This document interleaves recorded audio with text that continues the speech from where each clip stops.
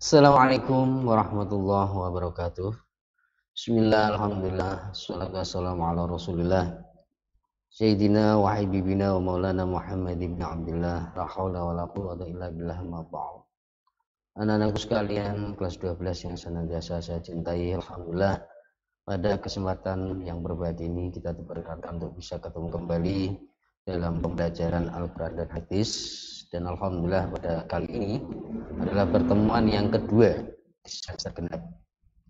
Mudah-mudahan kebersamaan kita kali ini senantiasa tercatat di Allah Subhanahu wa taala sebagai sebuah amal ibadah yang mendapatkan ridho dari Allah Subhanahu wa taala. Amin amin Allahumma amin. Anak-anak sekalian, bahwa pada pertemuan kedua kita akan membicarakan tentang menggambarkan gerakan dakwah amar ma'ruf nahi munkar. Ini bisa anak-anak lihat pada halaman 16, 17 dan seterusnya di buku LKS anak-anak, silakan dibuka anak-anak ya. Menggambarkan gerakan dakwah amar ma'ruf nahi munkar. Sebelum kita lanjutkan pembicaraan kita, maka tidak lupa mari kita terlebih dahulu memanjatkan doa kepada Allah Subhanahu wa taala dengan bacaan kitab. Semoga pembelajaran kita kali ini senantiasa diberikan kemudahan, kelancaran, serta kita mendapatkan ilmu yang berkah, manfaat di dunia wal akhirah. Amin amin Allahumma amin. Al-Fatihah. Alhamdulillahirabbil alamin arrahmanir rahim. Iyyaka na'budu wa iyyaka nasta'in ihdinas siratal mustaqim siratal ladzina an'amta 'alaihim ghairil maghdubi 'alaihim waladdallin. Anak-anakku sekalian, baiklah kita akan melanjutkan menggambarkan gerakan dakwah amar ma'ruf nahi munkar.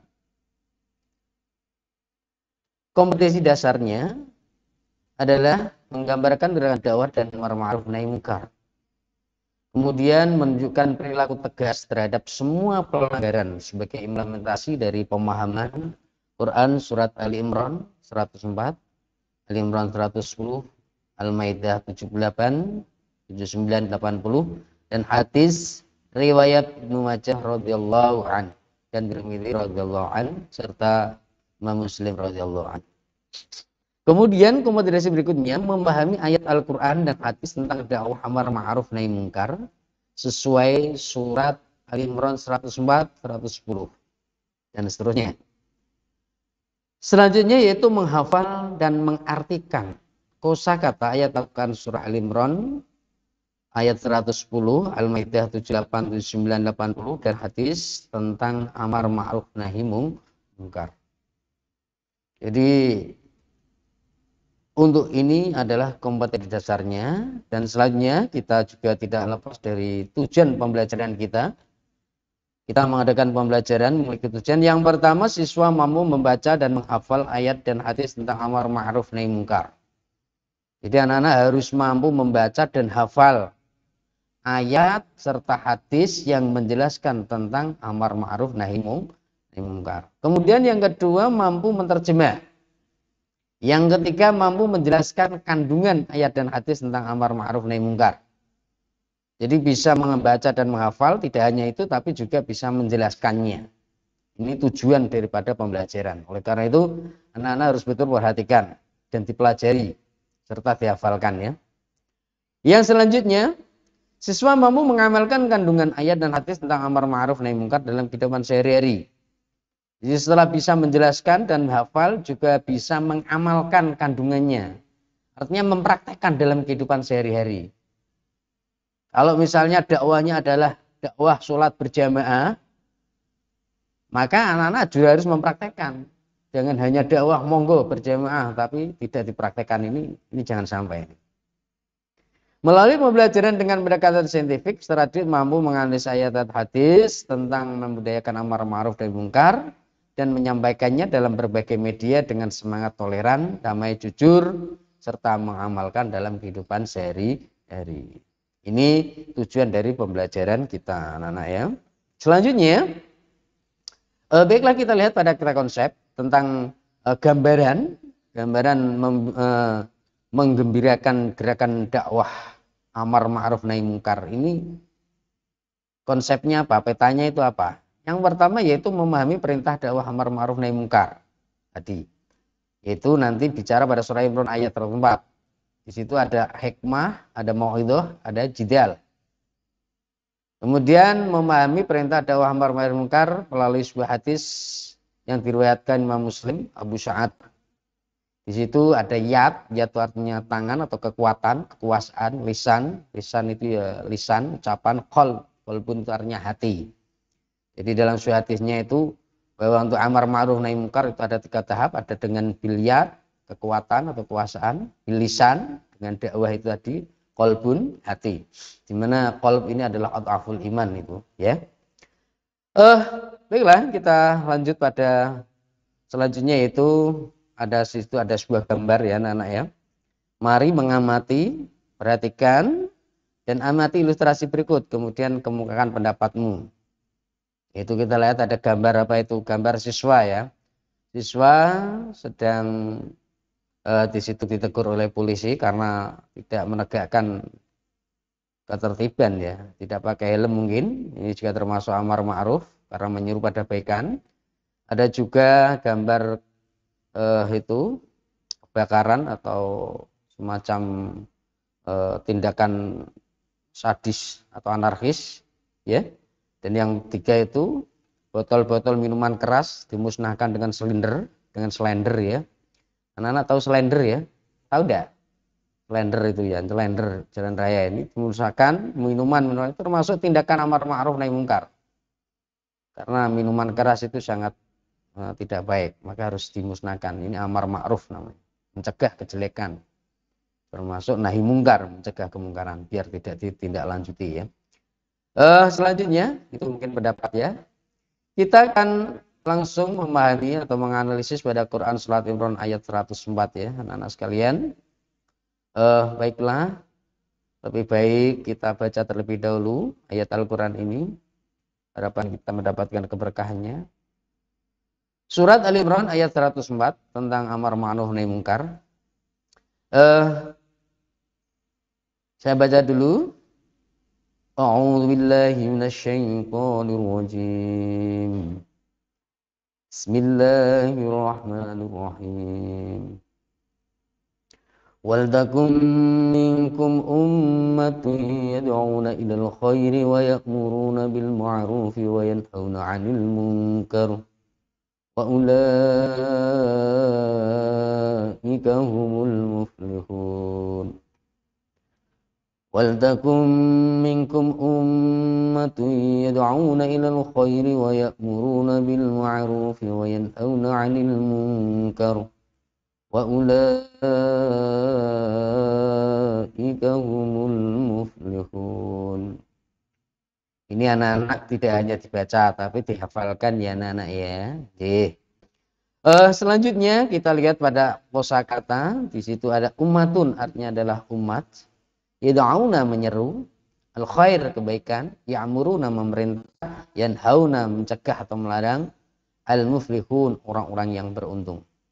Artinya dan hendaklah ada di antara kamu segolongan umat yang menyeru kepada kebajikan, menyuruh kepada yang ma'ruf dan mencegah dari yang mungkar. Merekalah orang-orang yang beruntung. Selanjutnya kita pada isi kandungan daripada Quran Surat Al-Imran ayat 104. Surat Al-Imran ayat 104 tersebut yang pertama adalah anjuran agar di antara kita sebagai umat Islam ini ada yang menyeru kepada kebaikan. Jadi wal takum minkum ummatu yad'una ilal khair. Hendaklah ada di antara kita itu ada yang menyeru kepada kebaikan. Nah, dari hal ini dapat kita pahami bahwa sebetulnya kalau kita angan-angan bahwa yang namanya amar ma'ruf nahi munkar ini bisa dikatakan fardhu kifayah. Jadi sebagian kita harus ada yang menganjurkan. Ketika sama sekali tidak ada yang menganjurkan amar ma'ruf dan nahi munkar, itu maka kita akan dosa semua. Jadi Bapak Kiai bisa memberikan penjelasan amar ma'ruf dan nahi munkar. Al khair di situ adalah sebagaimana yang diberikan oleh para ulama, artinya adalah semua bentuk kebaikan yang dilakukan untuk mendapatkan ridha Allah dan menjauhkan diri dari murka Allah. Jadi yad'una ilal khair. Al khair di sini adalah segala bentuk tindakan yang mendapatkan ridha Allah. Dan juga menjauhkan diri dari larangan-larangan Allah. Tindakan-tindakan yang menimbulkan murka Allah. Itu harus ada di antara kita yang menyeru terhadap ke situ itu. Kemudian isi kandungan yang kedua, menegakkan amar ma'ruf nahi mungkar. Jadi di situ memang ada perintah menegakkan amar ma'ruf nahi mungkar. Yad'una ilal khair wa ya'muruna bil ma'ruf wa yanhauna 'anil mungkar. Senantiasa menegakkan amar ma'ruf nahi mungkar. Amar ma'ruf itu apa? Amar ma'ruf, amar tanya perintah, ma'ruf itu kebaikan. Jadi menyeru kepada kebaikan. Nahi mungkarnya mencegah terhadap kemungkaran. Mari saudara-saudara sekalian, kita tegakkan sholat berjamaah, kita tegakkan pengajian. Mari saudara-saudara, tinggalkan minuman keras, tinggalkan pokoknya hal-hal yang dilarang oleh Allah. Ini harus ada. Untuk berikutnya, anak-anak, kita lanjut pada Quran Surat Ali Imran, ayat 110. Ini juga masih berkaitan dengan ayat yang tadi, yaitu wal takum minkum ummatun yad'una ilal khair wa ya'muruna bil ma'ruf tadi. Ini masih ada kaitannya. Saya baca dulu. A'udzubillahi minasyaitonir rajim. Bismillahirrahmanirrahim. Kuntum khaira ummatin ukhrijat lin-nasi ta'muruna bil ma'rufi wa tanhauna 'anil munkari wa tu'minuna billah. Ada qaf lam ya, waqaf al-waqfu aula, ketika waqaf lebih utama ya. Walau amana ahlul kitab lakana khairan lahum minhumul mu'minuna wa aktsaruhumul fasiqun. Bisa diterukan di rumah anak-anak ya.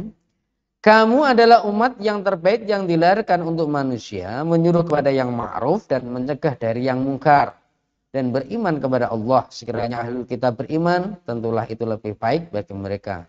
Di antara mereka ada yang beriman, dan kebanyakan mereka adalah orang-orang yang fasik. Penjelasannya, Nana, penjelasannya bahwa ayat ini menegaskan bahwa umat Islam adalah merupakan umat yang sengaja dijadikan Allah sebagai umat yang terbaik. Kita ini umat yang terbaik, umat Rasulullah Shallallahu Alaihi Wasallam. Mereka dipilih sebab mereka diperintahkan untuk menyeru kepada ma'ruf, yaitu yang baik sesuai perintah syariat, dan mencegah dari yang mungkar, yaitu segala perkataan, rangai atau perbuatan yang bertentangan dengan syariat. Jadi khairu ummah yang terbaik, ini tugasnya adalah amar ma'ruf dan nahi mungkar, menyeru kebaikan dan mencegah dari hal-hal yang mungkar.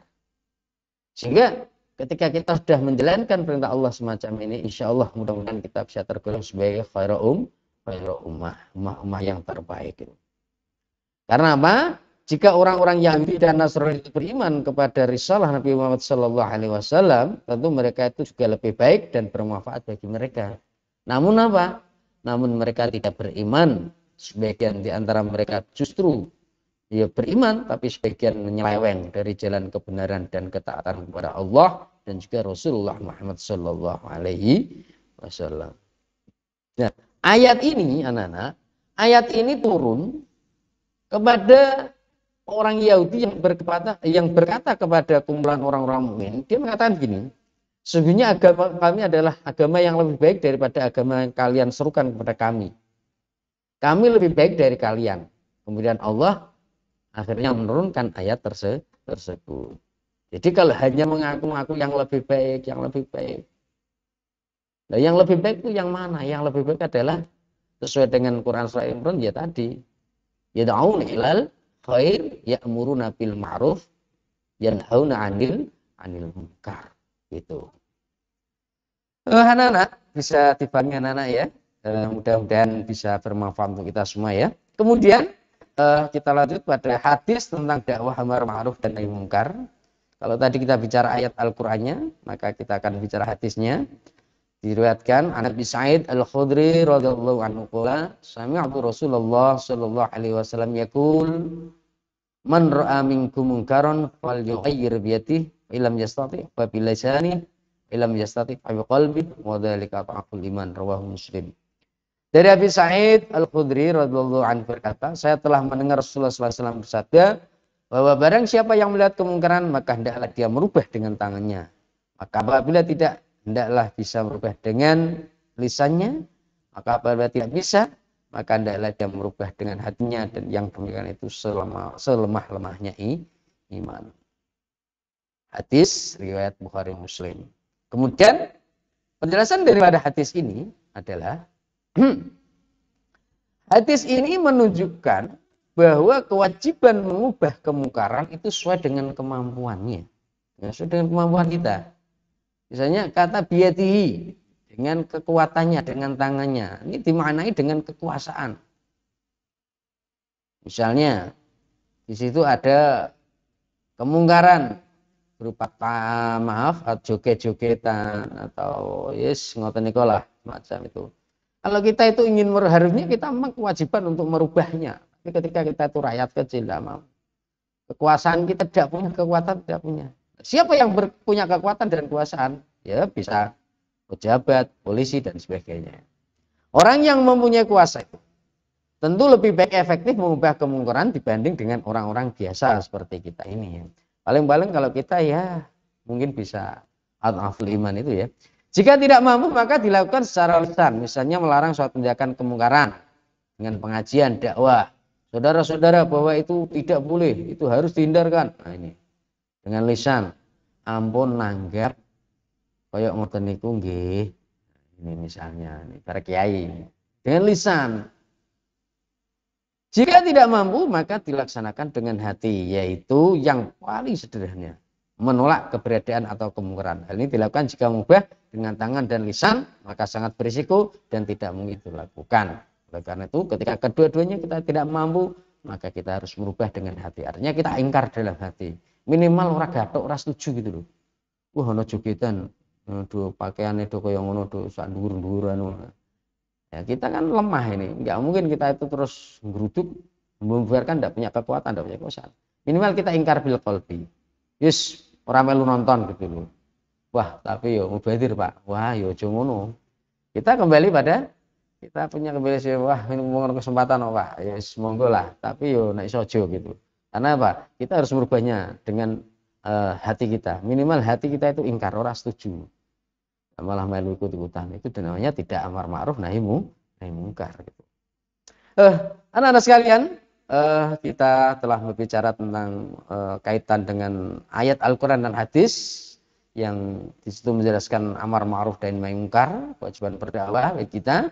Maka kita kali ini yang terakhir adalah kita bicara rangkuman. Al-ma'ruf adalah kebaikan yang sesuai dengan norma yang berlaku syariat tertentu, sedangkan al-khair adalah cuma tindakan yang bisa mendekatkan diri pada Allah Subhanahu wa ta'ala. Kemudian yang kedua, al-munkar adalah perbuatan yang tidak baik, pengaruh negatifnya.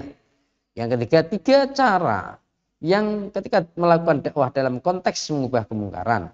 Yang pertama dengan tangan atau biyadi artinya dengan kekuatan kekuasaan, dan yang kedua dengan lisan, artinya dengan ucapan atau dakwah, dan yang ketiga adalah dengan qalbi, dengan hati ya. Dan yang D, yang mengubah kemungkaran dengan hati dilakukan dengan cara menghindar, tidak mendekat tempat kemungkaran terjadi, serta tidak ikut-ikutan latah melakukan kemungkaran. Jadi yo aja nyedak-nyedak. Wis ora setuju ya wis rasa melu minta-ngintek wis ning omah mawon nggih. Yang terakhir Allah akan menimpakan azab pada seluruh penduduk negeri disebabkan menyebar kemungkaran. Demikian anak-anak pertemuan kita pada kesempatan kali ini. Hanya itu yang bisa saya sampaikan. Saya berharap anak-anak bisa lebih belajar dengan gigih dan kuat, mengingat dalam kondisi semacam ini tiada lain hanyalah selain kedisiplinan dan keaktifan serta kegigihan dalam belajar. Mudah-mudahan Allah melindungi kita semua dari segala bencana dan kita senantiasa didekatkan diri kepada Allah Subhanahu wa taala. Amin amin Allahumma amin. Banyak sekali kekurangan atas yang saya sampaikan tentunya. Oleh karena itu atas segala kekurangan tersebut saya mohon maaf yang sebesar-besarnya. Allahumma fiq ila aqwamit thoriq. Assalamualaikum warahmatullahi wabarakatuh.